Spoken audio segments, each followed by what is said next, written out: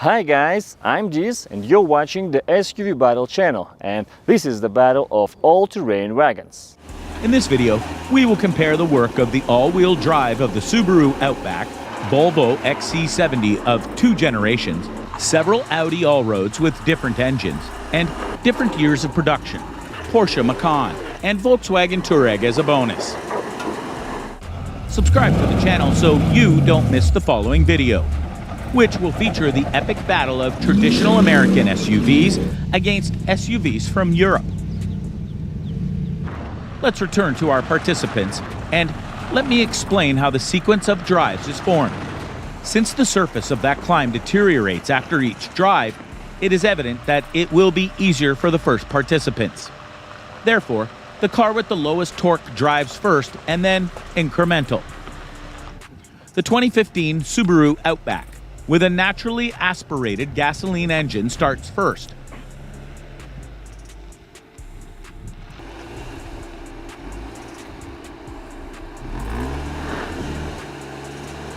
The front wheel presses against the climb. The engine revs up and the wheels slip slowly. Now, the X mode is on. Let's see how it affects the behavior of the Outback.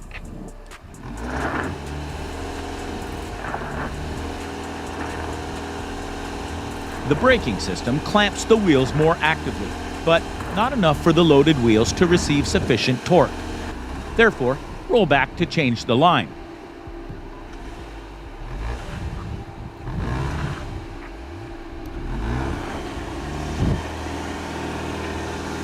Quite another matter. The Subaru passes the first obstacle with almost no idle wheel spin. Even a stop with the rear wheel hanging did not affect the confidence driving forward to the second obstacle, where the slope becomes steeper.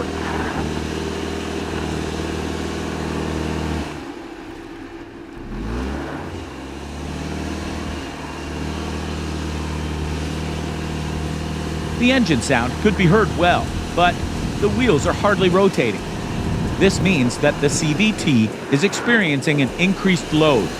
But despite this, the Outback takes on the new height and reaches the most challenging spot of this long climb. The traction control system grips the unloaded wheels, but the torque on the rear left wheel is not enough to rotate it and propel the car. The Subaru takes to the left of the main line, but with almost no effect on the result. The engine is running under load, but the car stands still.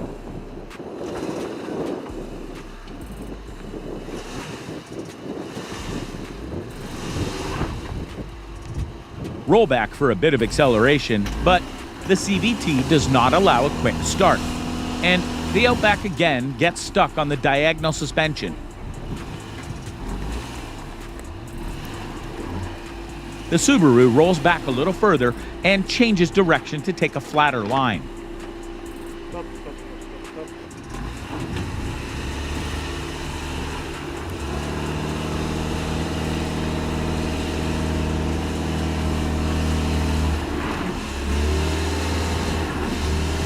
Unfortunately, it is impossible to drive further.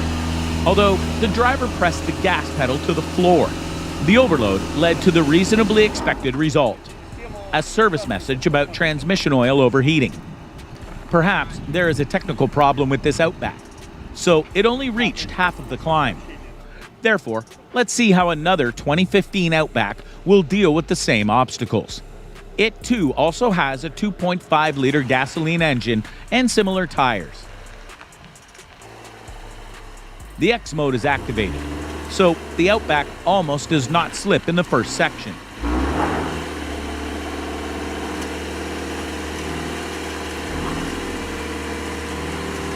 The climb gets steeper, and we witness the familiar scene: high engine RPMs with minimal wheel rotation.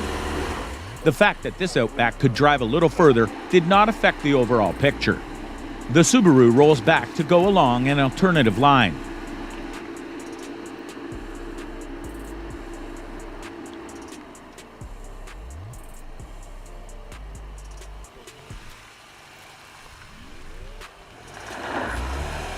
The front wheel barely lifts off the ground, which means a minor elevation difference.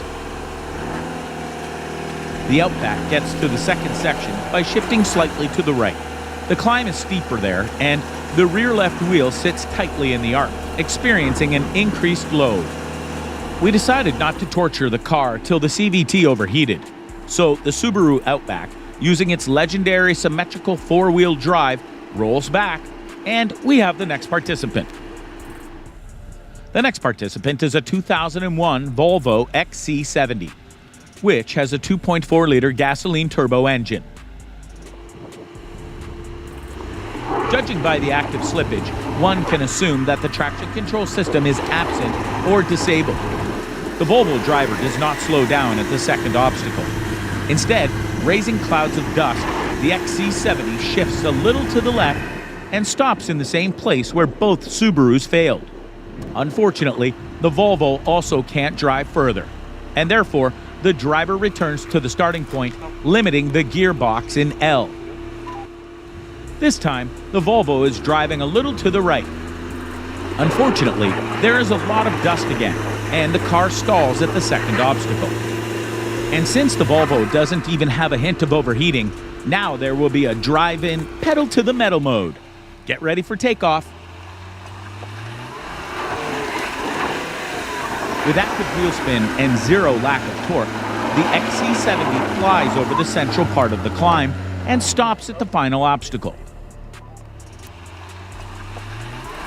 The Volvo would probably get stuck in this spot driving smoothly, but without traction control, it is the only way to cope with such an obstacle, using the momentum.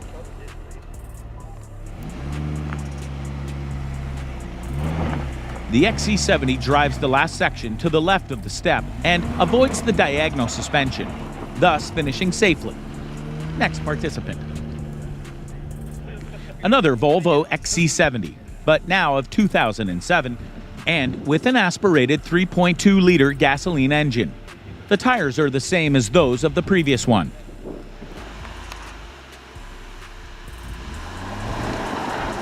The car takes the problematic line and stalls at the very first diagonal suspension, actively skidding. After that, it can't drive further. The Volvo rolls back to change the line.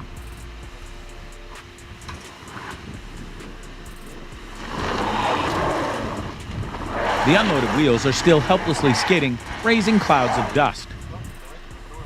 The driver has now deactivated the stability and traction control. The unloaded wheel is still actively slipping, but the XC70 is pushing forward. But it can't drive the second obstacle in the same way. The unloaded wheels dug holes, and the Volvo stands still. Therefore, roll back to change the line.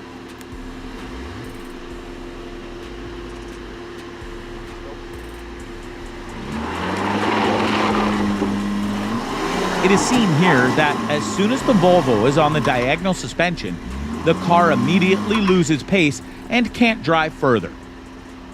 The only possible option is to use the momentum. This is a good start, and the car skips the first diagonal, but further, having fallen into the hole with the front wheel and the rear right wheel hanging.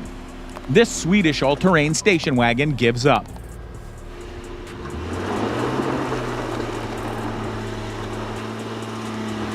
The Volvo driver made another attempt to conquer the course by non-stop driving, but the result was the same. The 2006 Audi A6 Allroad, with a naturally aspirated gasoline 3.2 engine and non-off-road low-profile tires. The air suspension is raised to the third position out of 4. After a slight slip and not revving the engine on the first obstacle, the car drives on. Another diagonal, but now the ascent angle is steeper. The moment of engagement of the traction control system is visible on the example of the rear left wheel, which allows the Audi to continue the climb and reach the most challenging spot. The unloaded wheels are clamped by traction control, and the rear left wheel sits deep in the arch. But alas, the Audi Allroad, same as all previous participants, can't cope with this obstacle. Therefore, roll back to the start to make another try, but now with the disabled ESP.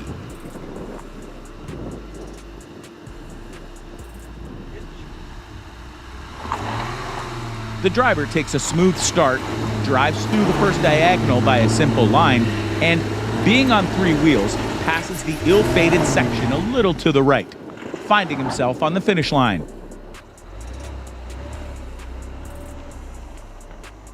The Allroad drives exemplary slowly, and you can see how, after the wheel spin of the rear left wheel, the front right wheel rotates a little, and the car easily copes with this diagonal suspension. In the final test, the Audi is driving by the most challenging trajectory, the high raised front left wheel to evidence it. However, it is worth noting the active slippage during overcoming this section, which does not allow the driver to control the situation by 100%, and as a result, the front wheel lands hard. The next participant is the 2001 Audi A6 Allroad with a 2.7-liter gasoline turbo engine. Again, the air suspension is raised to the third position out of 4.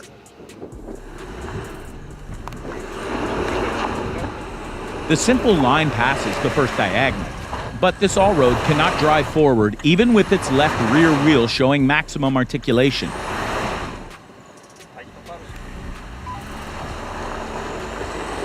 The driver holds the revs, so the traction control system has time to react, but unsuccessfully. Therefore, with a bit of acceleration, the driver turned off the ESP and passed the second diagonal, and reached the third obstacle, which became a stumbling block for all previous participants.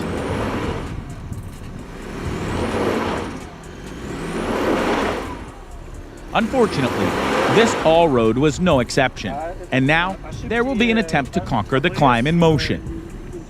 A good start.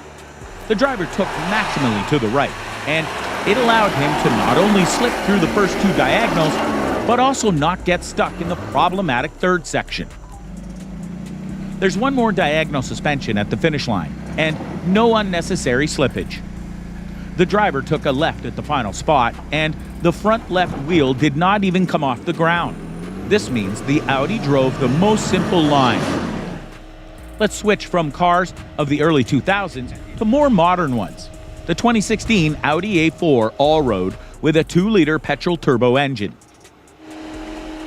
Audi starts driving and has long wheel spin on the first diagonal. The slope is steeper in the second section. The rear left wheel hangs in the air, but the A4 doesn't give up and goes further to the most challenging test. An attentive viewer will note a more straight line. But even so, this A4 is so far the only car that was able to overcome all three obstacles smoothly. The warm-up diagonal before the final spot, and here it is visible how the traction control system reacts promptly, clamping the suspended wheels almost to a complete stop. The driver line was of medium difficulty on the last test due to the risk of the front bumper contact with rocks. However, the front left wheel slightly lifts off the ground, and due to a more effective traction control system, this Audi does not require high RPMs to pass this section. Especially for those who are already going to write that this test is not fair because the A4 passed a difficult section much to the right. I suggest watching the driver of the similar Audi A4 Allroad, but this time by the proper line and with a full stop in the most difficult place. Judging by how high the front wheel rises, the car is driving along the most challenging line. The momentum was sufficient to pass the second diagonal, but not enough for the third section. The Audi made a complete stop and, with the rear left wheel sitting deep in the arch and renewed vigor, rushed into battle on three wheels. The A4 successfully overcomes this difficult obstacle.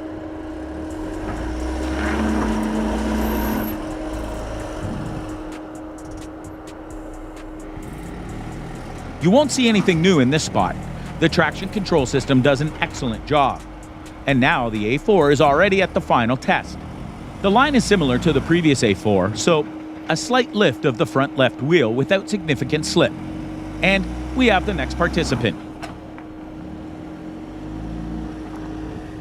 This test's most powerful all-terrain wagon is the 2008 Audi A6 Allroad with the mighty 4 and 2-liter V8. Naturally, the car will drive in standard mode, just like it drives in the city. The only exception is that the air suspension is lifted to the penultimate 4th position. From the very start, the driver chooses the most challenging line. Look how the rear left wheel has dipped into the arch. The unloaded wheels make several rotations, and then the traction control system engages, and the car drives on. We see the already familiar algorithm at the next diagonal with a steep slope. Again, the A6 slips until the traction control system is activated and confidently drives forward without idle wheel spin. We deliberately stop the Allroad completely at the most challenging obstacle to exclude using the momentum. The driver steps on the gas, traditional wheel spin, until engagement of the traction control system. Watch the characteristic twitching of the rear left wheel, which was not the case for the rest of the contestants at this particular spot. It's all about the significantly higher torque, which, in tandem with the traction control system, allows rotating the wheel even despite the increased load. That is why this Allroad successfully overcomes the obstacle.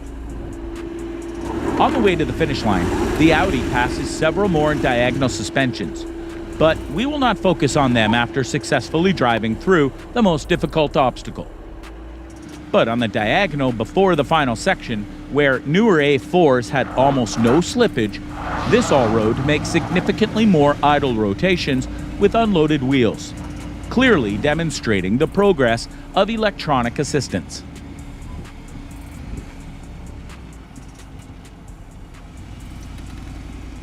The Audi A6 drives the last obstacle per simple line because of the front bumper, so you won't see the front wheel articulation show.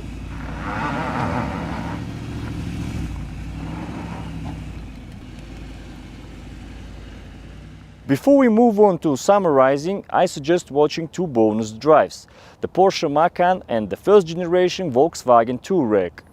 The Porsche Macan GTS with a 3-liter gasoline turbo engine starts first. The air suspension is raised to the top position and the driving mode is set as normal.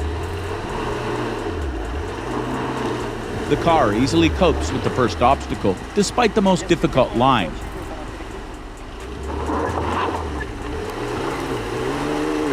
But further, after active wheel spin with clouds of dust, the Macan freezes due to the service message on the dashboard, overheating of the front axle clutch.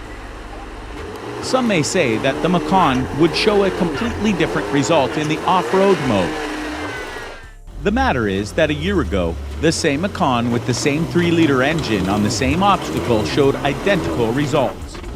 And even though we tried different modes, the result was always the same.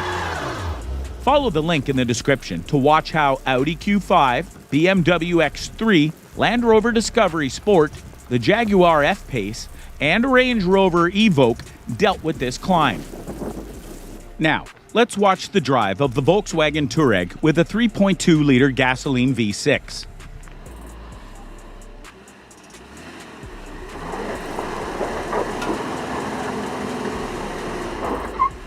Unloaded wheels are actively slipping, and traction control can't provide enough braking force for loaded wheels to receive more torque. So, it's time to activate the low range. The Touareg drove to the third obstacle and stopped in the same spot as the Audi A6 Allroad with the V8.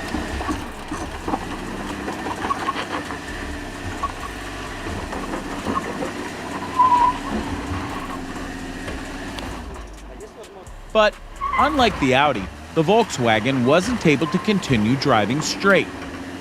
The Touareg drifted to the left, and attempts to move from this position were unsuccessful. Therefore, roll back to change the line.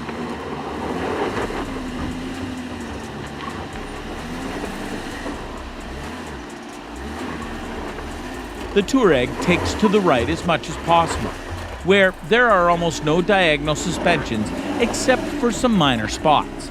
But the low range and traction control system easily cope with them. Remember how much the V8 Allroad skidded in this place? However, the Touareg is driving more confidently here. The Touareg has no front overhang issues at the final obstacle, unlike the station wagons. Instead, the car drives by a difficult line with the front left wheel raised. The agile traction control system doesn't allow idle wheel spin. Well, now let's summarize. But first, I want to remind you that the purpose of this test is to compare the operation of all-wheel drive systems and not to drive up the hill at any cost. The fifth place with the least efficient all-wheel drive is occupied by 3 cars at once, 2 Volvos and the C5 body Audi A6 Allroad. All of them skidded a lot equally on diagonal suspensions, as if they had no traction control system at all.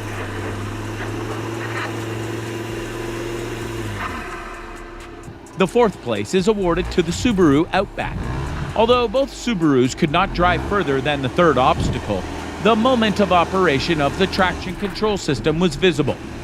And if the Outback had more power, the result would be better. But the naturally aspirated gasoline 2 and 5 liter engines and a CVT are not the best combination for driving in such conditions. The third place goes to the C6 body Audi A6 Allroad with gasoline 3 and 2. The example of this car clearly shows Audi's progress in the efficiency of all-wheel drive. Compared to its predecessor in this generation of the A6, the traction control system, although not particularly quick, is still quite effective and fulfills its function. And the fact that this Allroad couldn't get past the third obstacle is just a matter of power. But let's not jump ahead. The Audi A4 occupies second place. Plenty of torque and quick-reacting electronics guarantee excellent results. As you can see in the example of these cars, excluding the factor of some special skills of the drivers, both vehicles drove almost the same way.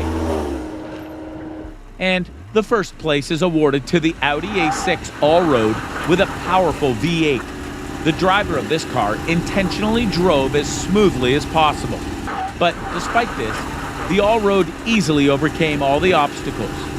But such a result is possible only if 2 conditions are met. First, lots of torque. Second, effective traction control system. You don't have to look for an example. The Volvo and the first generation A6 Allroad had no power issues, but without an effective traction control system, they could drive through difficult obstacles only using the momentum. In certain conditions, it may be pretty unsafe.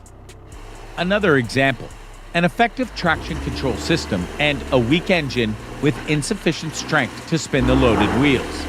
This was seen during attempts of the 2 Subaru Outbacks. Although I would not be surprised if Subaru fans started writing that they quickly passed much more challenging obstacles. But it was most likely just without stopping.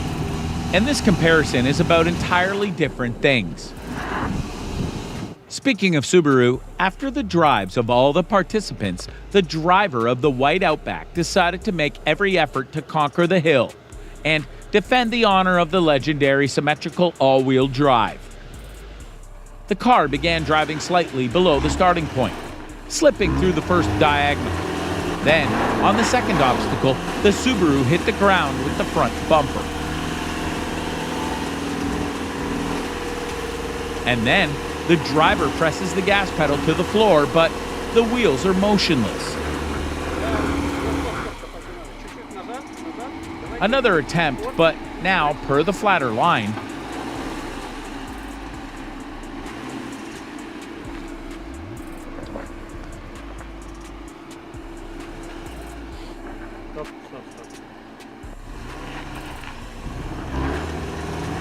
the driver pushes the gas pedal to the floor. But we see a similar result when the Outback reaches the second obstacle. The Subaru can't drive further from this position, so it rolls back to take a slight acceleration.